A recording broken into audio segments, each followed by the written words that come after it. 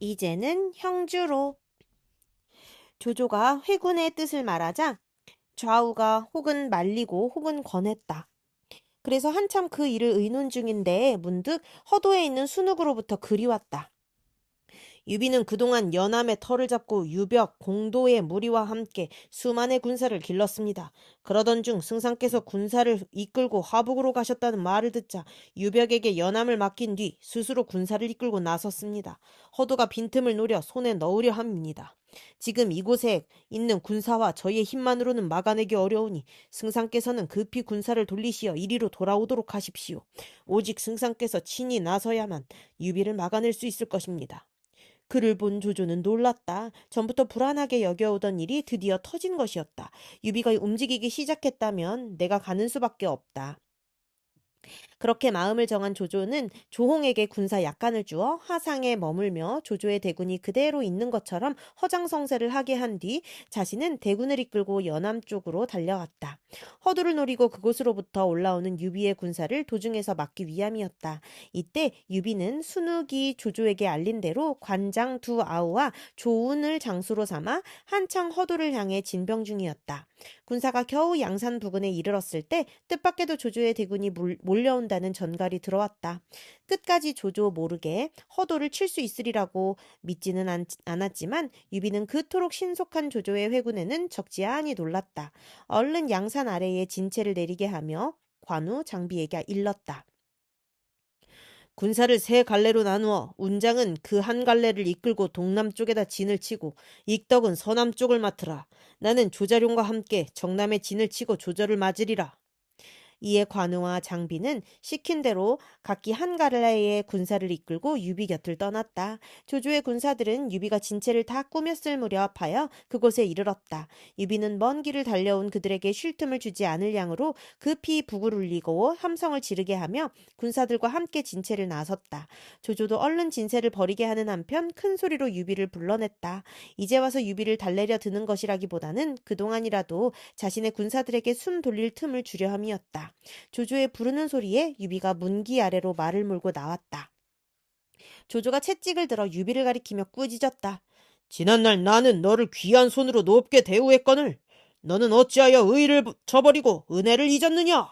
그러자 유비가 목소리를 가다듬어 대꾸했다. 너는 한의 승상이라 하나 이름뿐 실상은 나라의 큰 도적이다. 난 한실의 종친으로 천자의 밀조를 받들어 나라를 훔치려는 역적을 치러왔다. 어디다가 의를 말하고 은혜를 내세우려 드느냐?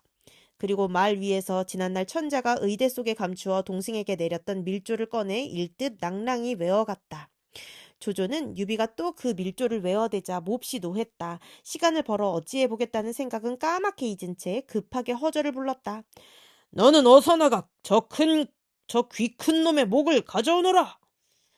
명을 받은 허저가 말을 달려나가자 유비의 등 뒤에서는 조운이 창을 꼬나들고 말을 박차나갔다. 말과 말이 어우러지고 허저의 큰 칼과 조운의 창이 휘황한 무지개를 뿜어냈다. 그러나 둘 다 맹장 중에 맹장이라 39불 싸워도 승부가 나지 않았다. 그런데 홀연 동남쪽에서 크게 함성이 울리더니 한때의 군마가 조조의 군사들을 향해 휘몰아왔다. 조조가 놀라 바라보니 앞선 장수는 청룡도의 삼각수엄을 길게 휘날리는 관운장이었다. 관공은 조조의 군사들에게 숨 돌릴 여유를 주지 않으려고 싸움을 서둘렀다. 조조는 급히 군사를 갈라 관운장을 막게 했다. 그러나 틈을 주지 않고 다시 서남쪽에서 크게 함성이 일며 한때의 인마가 사납게 몰려왔다. 이번에는 장비였다.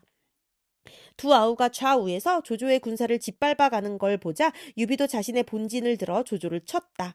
잠깐 사이에 계략이고 뭐고가 필요 없는 마구잡이 싸움이 되자 조조는 당황했다. 결국 그렇게 되면 먼 길을 달려와 피곤한 자기 편이 불리할 것이기 때문이었다. 과연 싸움은 조조가 걱정한 대로 되어갔다.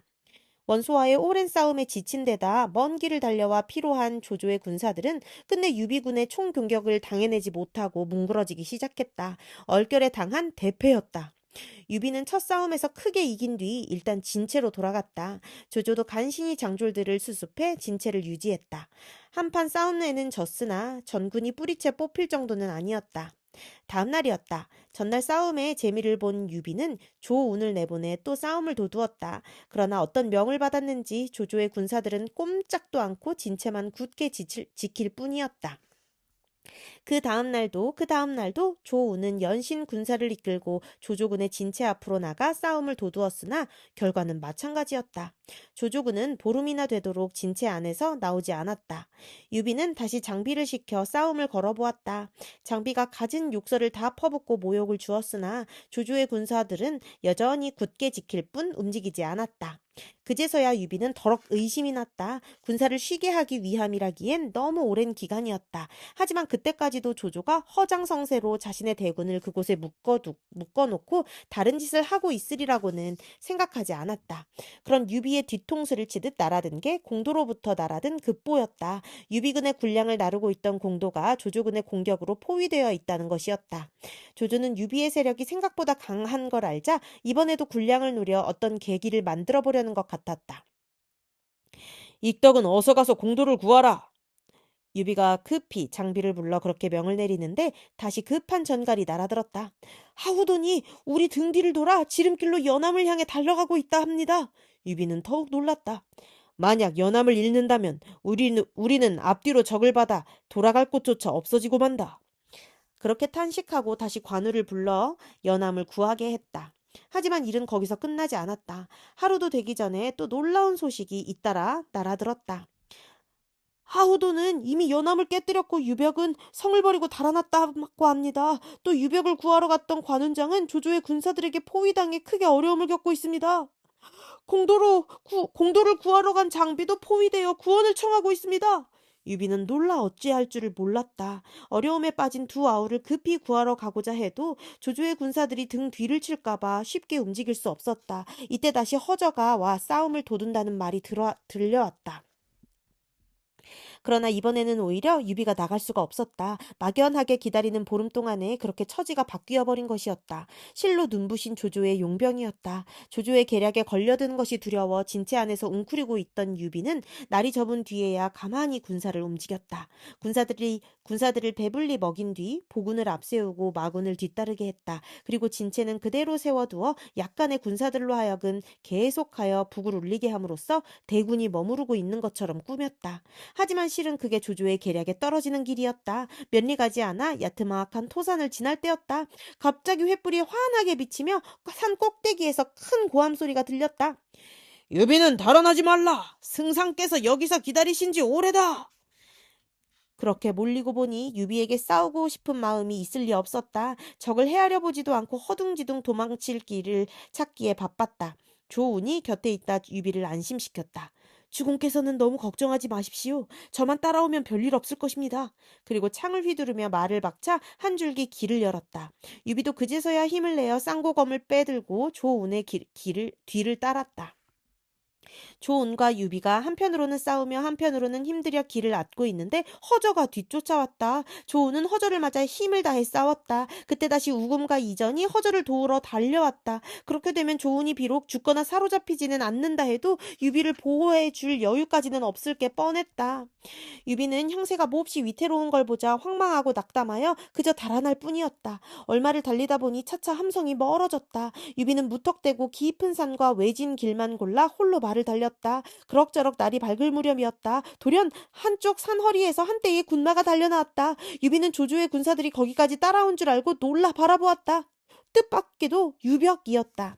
패군 1000여 명에다 유비의 가솔들을 이끌고 연암으로부터 달려오는 길이었던 것이다. 손건, 간웅, 미방 등도 함께 있었다. 일이 어떻게 되었는가? 유비가 그들에게 물었다. 세 사람이 입을 모아 대답했다. 하후돈의 군세가 너무 엄청나 성에 남은 군사로는 당할 길이 없었습니다. 이에 성을 버리고 달아나는데 조조군의 추격이 급하더군요. 마침 관운장께서 오셔서 겨우 이렇게 빠져나올 수 있었습니다. 운장은 지금 어디 있는지 모르는가? 유비가 걱정스레 묻자 이번에는 유벽이 대답했다. 지금은 우선 이곳을 빠져나가는 일이 급합니다. 운장은 다음에 다시 만나시게 될 것이니 장군께서는 어서 이곳을 빠져나가도록 하십시오. 다른 사람들도 모두 유비를 재촉해 일행은 다시 가늠도 없는 길을 서둘렀다. 그러나 몇 리 가기도 전에 한 차례 북소리가 울리며 한때의 군마가 달려나와 앞을 가로막았다. 앞선 장수는 전에 원소 밑에 있었던 장합이었다. 유비는 얼른 말에서 내려 항복하라! 유비를 알아본 장합이 기세 좋게 소리쳤다. 유비는 당해낼 수 없다 여겨 뒤로 물러서려 했다. 그때 산 꼭대기에서 붉은 기가 펄럭하자 이번에는 등 뒤 상마루에서 다시 한때의 인마가 뛰쳐나왔다. 앞선 장수는 다름 아닌 고람이었다. 역시 장합과 더불어 원소 밑에 있다가 조조에게 항복해온 그는 이 기회에 큰 공을 세워야겠다는 듯 눈에 불을 켜고 달려들었다. 앞뒤로 적을 맞게 된 유비는 이제 달아날려야 달아날 길도 없었다. 문득 하늘을 우러르며 크게 소리쳐 탄식했다. 하늘은 어찌하여 나로 하여금 이토록 궁색함을 겪게 하시는가? 일이 이렇게 되었으니 차라리 죽는 이만 못하구나. 그러고는 칼을 빼어 스스로 목을 찌르려 했다. 유벽이 그런 유비를 급히 말렸다. 결코 가볍게 목숨을 버리셔서는 아니 됩니다. 제가 죽기로 싸워 길을 앗아보겠습니다. 그 말과 함께 말을 박차 고람에게로 달려갔다. 그렇지만 가상스런 것은 의기와 충성일 뿐 유백의 무예는 고람을 따르지 못했다. 고람의 창칼을 맞댄 지 채 세합이 이르기도 전에 유벽은 고람의 한 칼에 찍혀 말 아래로 굴러 떨어졌다. 곁에 있던 사람들 중에 유일한 무장이랄 수도 있는 유벽이 그 모양으로 죽는 걸 보자 유비는 더욱 창황스러웠다. 그러나 그의 죽음을 헛되이 하지 않기 위해서라도 살아남아야겠다는 생각에 칼을 뽑아들고 다가오는 고람을 기다렸다. 이제는 고람을 막아줄 만한 장수가 자기 곁에는 아무도 없는 만큼 스스로 싸워 목숨을 지킬 작정이었다. 그때 홀연 고람의 뒤쪽이 어지러워지더니 한 장수가 군사들을 흩어버리며 뛰쳐나왔다. 똑바로 고람을 향해 말을 달려간 그 장수가 번듯 창을 쳐들었다 내지르는가 싶자 고람이 몸을 뒤집으며 말 아래로 떨어졌다. 단창에 고람을 꿰어버린 솜씨가 여간 아니었다. 천길 낭떠러지를 굴러내려다 굵은 나뭇가지를 잡아쥔 듯 유비가 놀란 중에도 반가운 눈길로 보니 그 장수는 바로 조운이었다. 허저와 이전 우금 세 장수의 포위를 뚫고 주군을 구하러 그곳까지 달려온 것이었다. 유비는 조운을 보자 기쁨을 이기지 못했다. 조운은 그대로 이리저리 말을 달리며 창을 휘둘러 고람의 군사들까지 흩어버린 뒤에야 유비 곁으로 달려왔다. 그때 앞에 있던 장합이 군사를 몰아 덮쳐왔다. 조운은 다시 장합과 어울렸다. 장합 또한 조운의 적수가 못돼 간신히 30합을 버티고는 말을 돌려 달아났다. 승세를 탄 조운은 그대로 장합을 뒤쫓으며 그 졸개들을 짓밟았다. 그러나 장합의 군사들이 좁은 산 어귀를 의지에 지키는 바람에 길을 뚫고 나가기가 어려웠다. 조운이 한창 길을 앗기 위해 이리 받고 저리 치고 있을 때 저편에서 문득 함성이 일며 한때의 군마가 나타났다. 바로 관우와 관평, 주창이 이끄는 300군사이었다. 조은과 관우가 양쪽에서 힘을 합쳐 몰아치자 장합의 군사들도 마침내 견뎌내지 못했다. 병목 같은 산 어귀를 대놓고 달아나니 유비의 군사들은 간신히 위태로운 지경을 벗어나 험한 산비탈에 진채를 내렸다. 겨우 한숨을 돌린 유비가 관우를 불렀다. 관우는 익덕을 찾아보도록 하게. 자네와 같은 날 공도를 구하러 간 뒤로 소식이 없네. 문득 장비가 걱정이 된 모양이었다. 걱정이 되기는 관우도 마찬가지여서 그는 유비의 말이 떨어지기 바쁘게 장비를 찾으러 나섰다. 이때 장비는 참으로 어려운 지경에 빠져 있었다. 원래 공도를 구하러 떠났던 장비가 목적한 곳에 이르니 이미 공도는 하우연에게 죽음을 당한 뒤였다.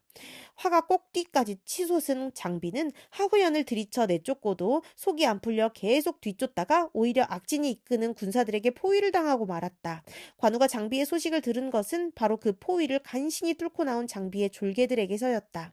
관운장은 질풍같이 군사를 몰아 장비가 있는 곳으로 달려갔다. 그리고 힘을 다해 악진을 들이치니 마침내 악진은 포위를 뚫고 달아나 버렸다. 장비를 구해 유비에게로 돌아가자 유비가 두 아우를 잡고 울며 말했다. 하늘이 이 유비를 버리시지는 않은 모양이다.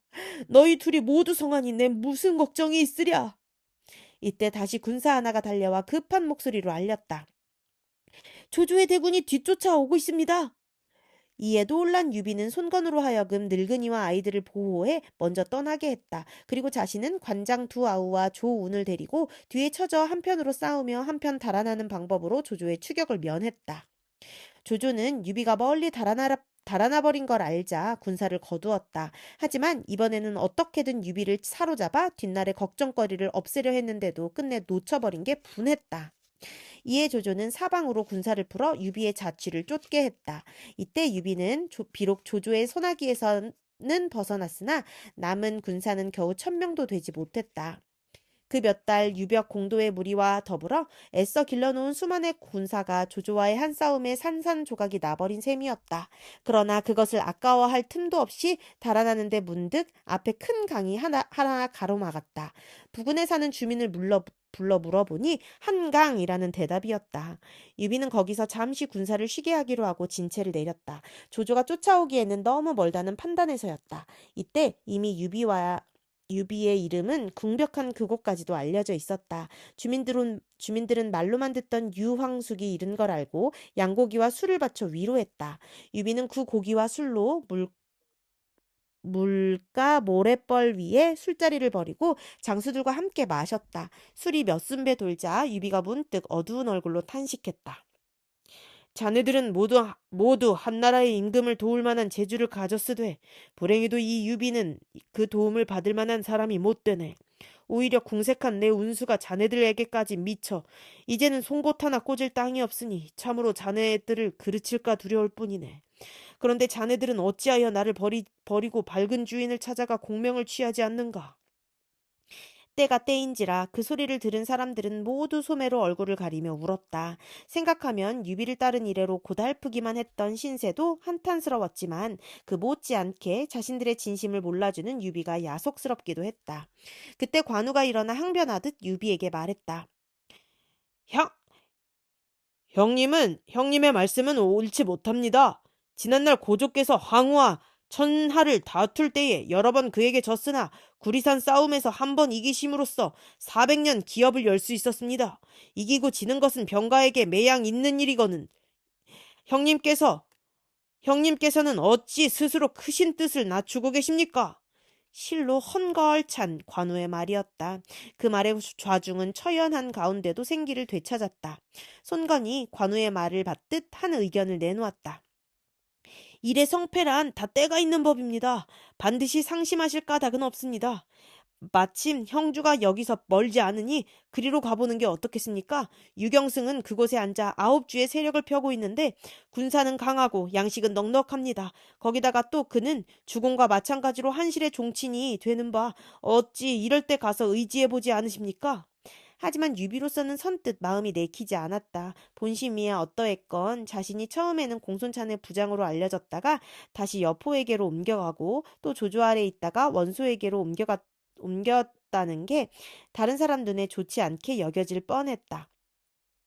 그가 나를 받아줄지 걱정이요. 유비가 솔직하게 대답했다. 걱정은 돼도 달리 갈 곳도 없는 처지라 당장은 손건의 말에 기대를 걸어도 보는 수밖에 없었던 것이다. 손건이 자신 있게 말했다. 제가 먼저 가서 달래보겠습니다. 반드시 유경승이 멀리 경계 밖까지 나와 주공을 맞아들이도록 하겠습니다. 그 말에 비로소 유비의 얼굴이 밝아졌다. 허튼 소리를 하는 손건이 아님을 잘 아는 유비가 마음이 놓인 것이었다. 유비의 허락을 받은 손건은 밤새 말을 달려 형주로 갔다. 유표가 있는 곳에 이르러 보기를 청하니 유표가 허락했다. 그대는 현덕을 따르는 사람인데 무슨 일로 이곳에 오게 되었소? 송건을 불러들여 그렇게 묻는 유표는 이미 60에 가까운 늙은이였다. 강하 8준의 한 사람으로 한때는 범 같은 손견까지 죽일 만큼 위세를 떨쳤으나 그도 나이는 어쩔 수 없었다. 하지만 유비에 대한 감정만은 그리 나쁘지 않았다. 어제의 친구가 오늘의 적이 되는 난세라고는 해도 유표는 아직 유비와는 창칼을 맞댄 적이 없었다. 오히려 다같이 한실의 종친이라는 것에서 온 막연한 친근감이 있을 뿐이었다. 손건이 목청을 가다듬어 대답했다. 우리 유상꾼께서는 천하가 다 아는 영웅으로 비록 군사는 약하고 장수는 적으나 기울어지는 사직을 잡으시려는 뜻만은 어느 누구에게도 못지 않으십니다. 이에 연암의 유벽과 공도는 전부터 친히 지낸 사이가 아니면서도 우리 사군의 뜻을 받들어 목숨까지 내던졌던 것입니다. 더구나 명공과 우리 사군은 다같이 한실의 피를 받은 종친들이니 기우는 사직을 함께 붙드는 것은 누가 보아도 당연한 일이 아니겠습니까? 이에 저는 새로이 조조에게 져서 강동의 손권에게 의탁하려는 사군을 말려놓고 이리로 달려온 것입니다. 친한 이를 곁에 두고 멀리 있는 낯선 이에게 의지하러 가는 것은 옳지 않을 뿐더러 장군께서는 어진 선비를 예로 대하셔서 천하의 물이 동으로 모이듯 무선비들이 형주로 모인다는 말을 이미 듣고 있었기 때문입니다. 남에게도 그러하실진데 하물며 동종간인 우리 사군께 이겠습니까? 그랬더니 우리 사군께서는 특히 저를 뽑아 먼저 명공을 찾아뵙고 그 명을 받들라 하셨습니다. 부디 깊이 헤아리시어 이번 일이 저희 사군을 위해서뿐만 아니라 명공께도 좋은 기회가 되도록 하십시오. 손건의 말이 끝나자 유표가 기꺼운 얼굴로 대답했다. 유현덕은 내 아우나 다를 바 없는 사람이요. 오래전부터 한번 만나고자 하였으나 어찌된 셈인지 인연이 닿지 않았을 뿐이외다. 이제 다행히 이리로 온다니 실로 기쁘기 짝이 없소. 물론 유표가 유비를 반긴 데는 인간적인 호감도 없지는 않았다. 그러나 한편으로는 난세의 군웅 가운데 한 사람으로서 피치 못할 정치적 배려도 있었다. 조조가 원소의 힘을 다한 공격을 받고서도 오히려 큰 승리를 거뒀다면 북방은 이미 조조의 소나기에 든 것이나 다름없었다. 그렇다면 다음은 남쪽이 아니겠는가. 남쪽이라면 손꼽을 만한 세력으로는 자신과 강동의 손권이 있다.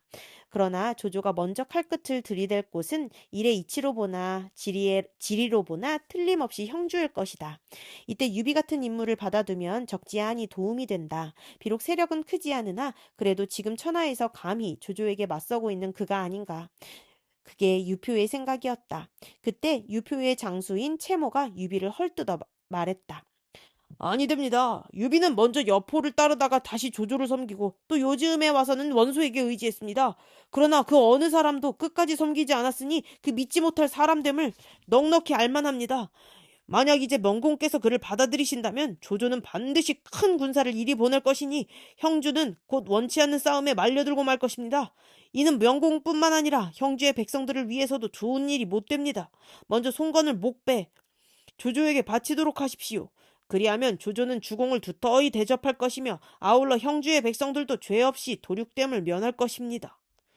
어떻게 보면 나름대로는 일리가 있는 말이었다. 어차피 조조와 천하를 다툴 힘이 없을 바에야 일찌감치 조조와 화친해 일신이나 보존하자는 생각이었다.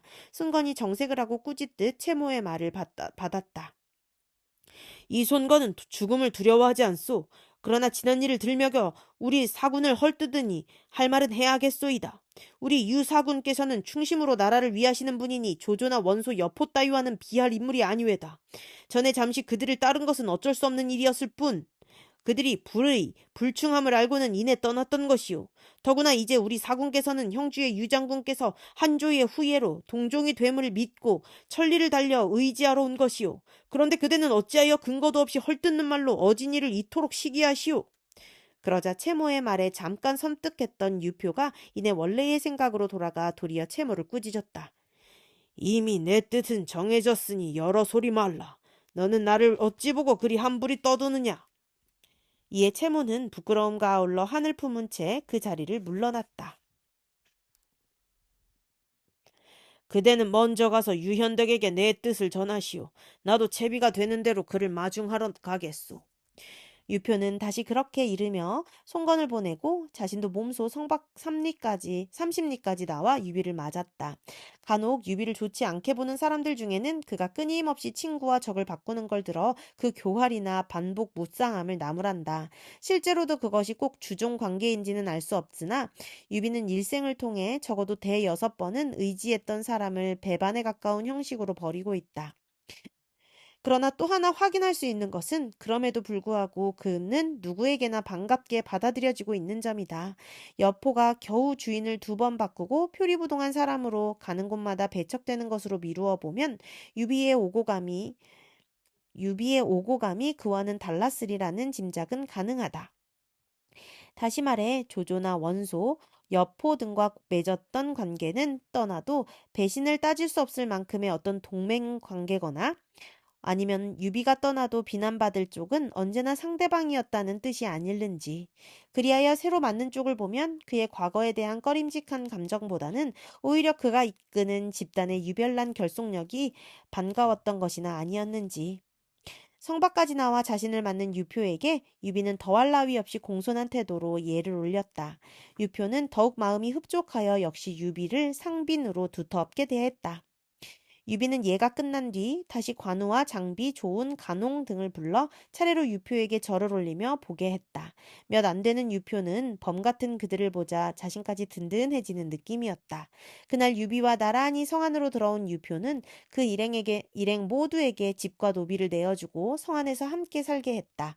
이에 고단했던 유비의 일행은 형주에서 새로운 출발을 하게 되었다. 끝.